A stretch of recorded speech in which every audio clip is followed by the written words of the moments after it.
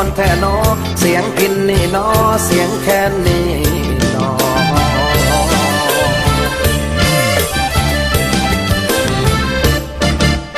โอ้ยมันสุขใจแสนเมื่อได้ฟังเสียงแค้นไพเราะเป่ามาเสียงแค้นเหมือนเป็นสัญญาตอนอ้ายจากมาว่าอย่าลืมน้องครา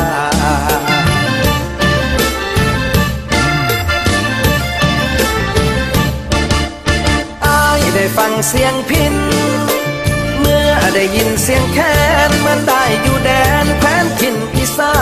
นถึงจากมานานแสนนานยังคิดถึงน้องครานบ้านอยู่ฝั่งโขงถึงอายสิอยู่เมืองหลวงยังคิดทอดพุ่มพวงด้วยใจซื่อตรง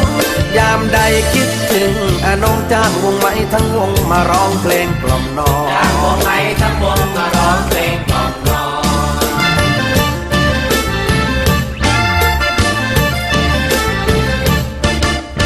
จำเสียงพี่ได้ไหมจำเสียงอ้ายได้บ่เสียงไผนอสั่งมาดังวอนวอน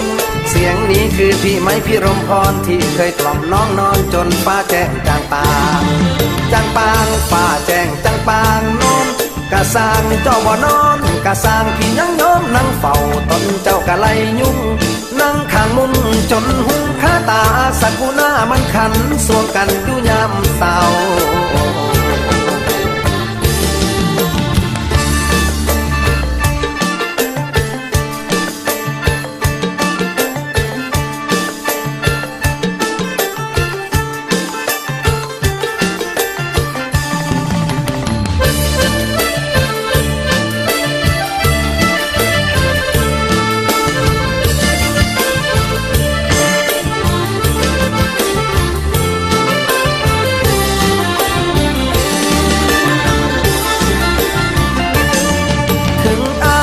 อยู่เมืองหลวงยังคิดทอดพุ่มพวงด้วยใจซื่อตรง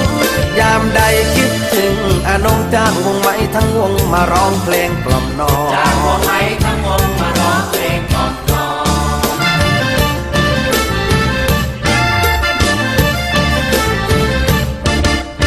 จำเสียงพี่ได้ไหม